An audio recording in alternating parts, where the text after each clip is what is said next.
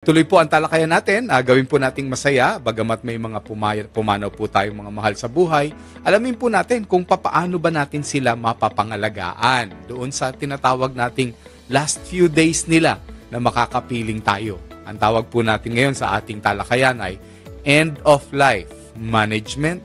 as well as palliative care. Mamaya po may makakausap tayo na isang geriatrician all the way from Bicol at siya po ay magbabahagi ng kanyang mga eksperyensya at saka expertise kung paano po natin na maaalagaan ng mabuti ang mga taong tulad po nito. Lalong-lalo na kung meron po kayong kamag-anak na talagang nasa terminal stage na, gaya po ng mga cancer po na nasa stage 4, gaya po ng mga diabetiko na nagkaroon na ng komplikasyon,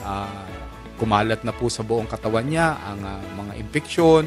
gaya po ng mga may sakit sa puso na bagamat marami na pong gamutan ang ginagawa sa kanya,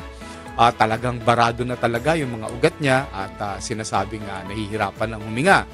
At ganoon na rin po yung mga taong end-stage renal diseases, gaya po ng kailangan na nilang transplant ng kidney, ngunit wala pong makitang kidney o hindi may kakayanan na magpa-transplant ng kidney at maging ang dialysis ay hindi na umepekto sa kanya. Marami po ang nagkakaganyan.